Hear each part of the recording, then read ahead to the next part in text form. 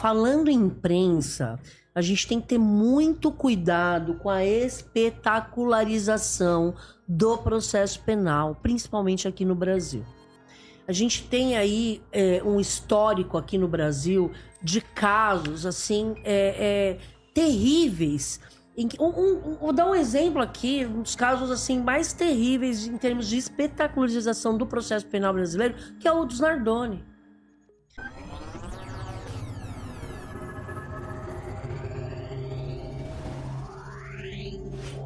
A gente tem aí também o caso de espetacularização, que é um caso que inclusive eu já atuei como advogado, o caso do goleiro Bruno, o caso da Elisa Samúdio. Então, muitas vezes, o excesso de informação, fake news, a polícia, na sua ânsia de prestar a resposta para a sociedade, ela vem... foi o crime organizado para tirar da frente. Ou você pega, foi o ex-namoradinho, só pode ter sido ele. Não, gente, tem que tomar cuidado. Não tô aqui para defender Daniel, nem Michael, nem Gustavo, nem ninguém, nem o pai dela. Aqui eu não estou para defender ninguém. A gente procura ter um olhar de fora, como especialista. E, de fato, tem que tomar cuidado com o que a gente ouve da imprensa. Outra coisa que me incomoda muito é a polícia também, enquanto polícia judiciária, enquanto servidor público, enquanto um ente federativo que presta o seu serviço para a sociedade, ela tem que pensar primeiro na elucidação do crime, respeitando os seus familiares.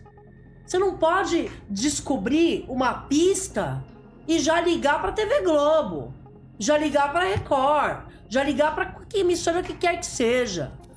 Tem que respeitar a família ali.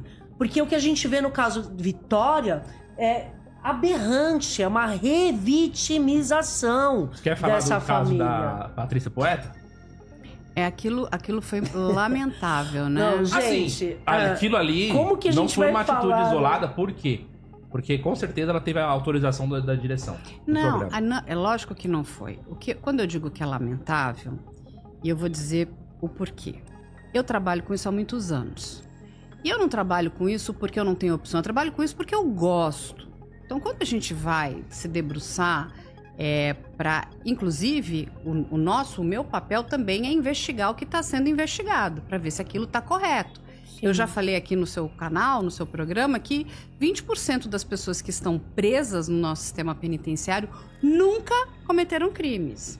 Ou seja, nós temos pessoas ali dentro que não cometeram crimes. Então, a gente tem um problema muito sério, porque se aconteceu com A, pode acontecer com B.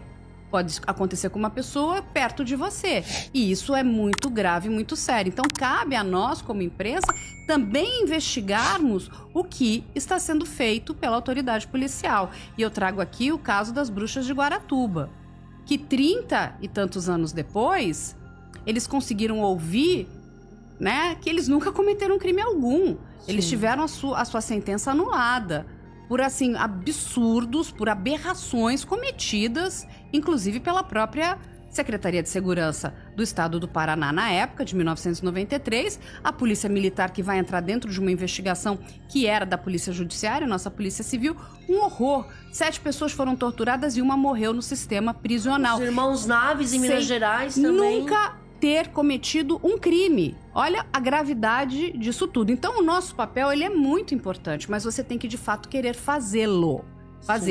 O que está acontecendo nos dias de hoje? Como tudo isso, né, mexe com Nós vivemos, gente, num país muito inseguro. Isso é uma realidade. O Brasil é um país gigante, de dimensões continentais, extremamente inseguro. Então, a segurança é algo muito caro para todos nós. Nós queremos saber o que está acontecendo, inclusive por uma questão até de preservação. Será que isso pode acontecer comigo? Como é que eu me protejo? Então, todo mundo quer falar. Mas quer falar por quê? E eu sempre digo que qualquer pessoa pode investigar, mas faça isso de forma bem feita. Quer falar só para ganhar engajamento? Só para ganhar lacração? Quando vem um caso para minha mão, eu vou estudar aquele caso do começo ao fim. Nós temos lá, né, o investigação criminal. Eu ainda não falei sobre esse caso. Porque não para de chegar informação e tem muitas coisas que são precipitadas. Mas aí o que acontece? Vou levar o pai da vítima para um programa ao vivo, que já é uma temeridade. Quando a gente lida com vítimas, e eu lido com muitas vítimas, lidar com vítima não é fácil. Lidar com família de vítima é muito difícil também, é muito difícil. Aquele momento é um momento onde você, se você está de fato aberto para dar esse espaço para aquelas pessoas, é para que a gente possa conhecer quem era aquela menina, entende? Quem era a Vitória? Sim. Quais eram os sonhos da Vitória? Sabe? Que a gente pudesse ouvir um pouco. Essa menina já não fala mais, então a gente vai ouvir a voz da Vitória pelos amigos, pela família. E não é um local aonde eu vou, né, partir aqui, vou botar minha roupa de, praticamente, né, de delegada de polícia, e vou estar repassando informações que, inclusive, são informações sigilosas, são informações que ainda não foram completamente investigadas e apuradas, porque eu vou te dizer, eu acho que muita água vai rolar por debaixo dessa ponte, no caso da Vitória, e você joga pra cima de um parente. E assim, se você me perguntar, partiu dela? Não, nitidamente depois, enfim, vieram imagens e tudo. Como que isso funciona para as pessoas entenderem? Muitas pessoas são apresentadoras, então eles estão lendo um TP. O que é um TP, gente? É uma tela, chama-se teleprompter. Vai aparecer um texto ali para você e você vai ler. Só que aqui nós somos todos seres humanos, né, equilibrados cognitivamente. Se aparece um texto na minha frente, na minha tela, eu tô lendo aquele texto, tô vendo que aquele texto é um absurdo, eu vou parar de ler. Eu preciso conhecer o caso profundamente, para até aí depois você vai discutir com o diretor, com a produção, com o diabo que o carregue, mas a pessoa tem o livre-arbítrio de dizer, eu não vou ler isso. Não vou falar isso. Tem que filtrar. Não sou eu que vou dar essas informações. Sim. Não cabe a mim dar essas informações, principalmente dentro dessa estrutura do que a gente, né? O pai dessa moça estava num outro local, na verdade era uma gravação virtual para dentro do programa. E nitidamente você vê uma pessoa perdida aqui. Dividindo tela, inclusive, ao vivo em rede nacional. É um show, gente, Não, de horror. uma aberração. Carla, assim, Patrícia Poeta canceladíssima. Patrícia Poeta, Sônia Abrão 2.0. Não tem outro comentário. De fato, assim, eu sou da área jurídica, não sou do jornalismo, mas eu fiquei chocada. Me lembrou do caso Eloá. A exemplo da Sônia Abrão. Me lembrou do caso do Blatt, que ao vivo, em rede nacional, noticiou, deu notícia. Quem lembra desse caso em 2020? Muito triste. O Blatt, ele foi dar notícia para uma mulher que a filha dela era uma das vítimas que tinha morrido ao vivo. A mulher passou mal, desmaiou. E agora vem Patrícia Poeta num programa, detalhe, gente, não é jornalístico, um programa de entretenimento, um programa diário das manhãs da Rede Globo. Cadê a equipe de produção de jornalismo da Rede Globo? Péssima.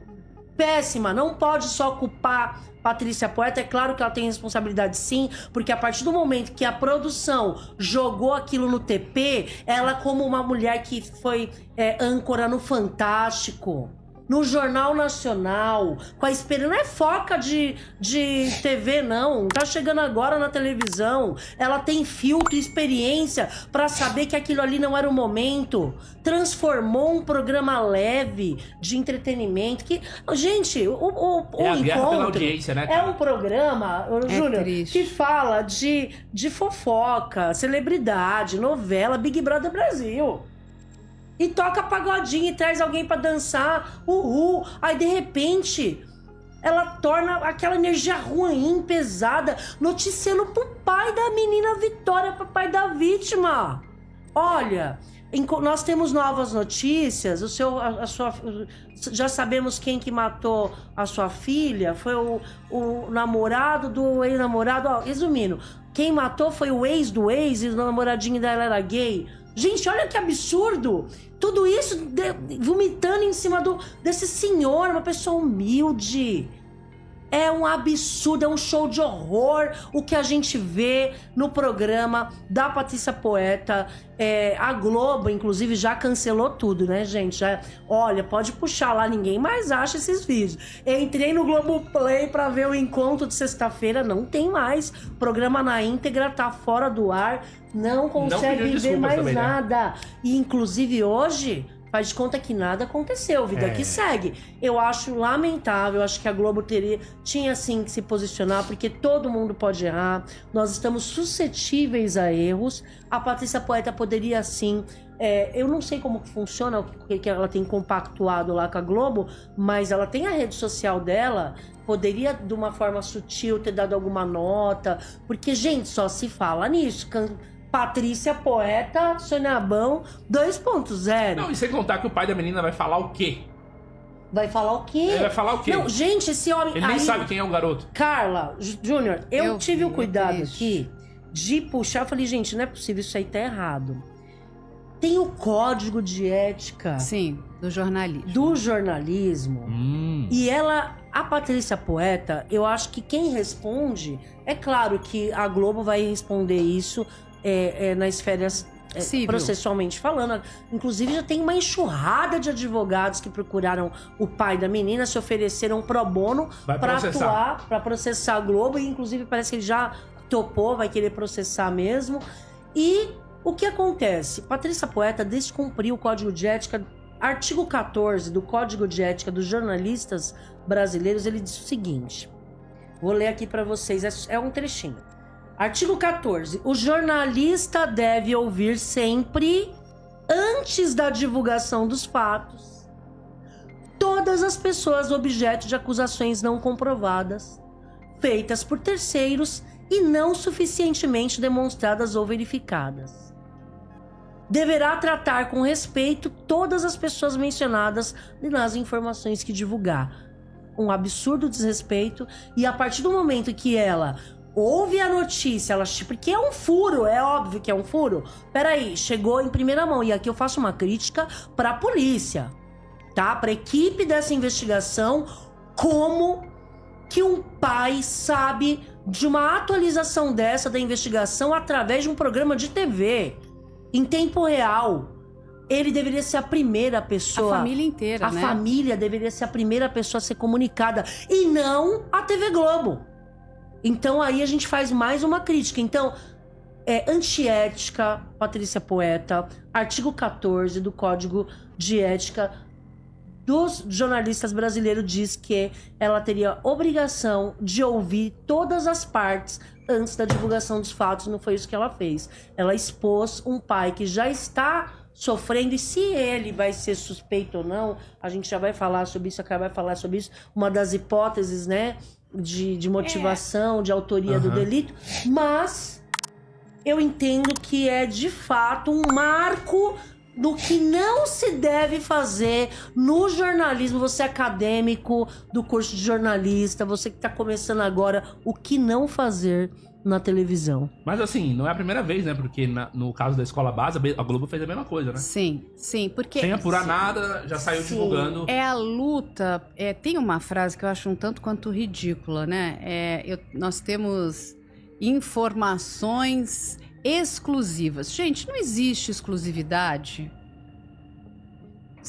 Dentro dessa questão do jornalismo investigativo. É muito importante que todos, né, toda a imprensa séria, né, seja ela uma imprensa independente ou não, eles vão trabalhar. Cada um vai focar num determinado ponto de vista, outros vão trabalhar no hard news. O que é o hard news? Que é o diário. Outros vão trabalhar de uma forma mais documental. Mas você precisa apurar aquela informação.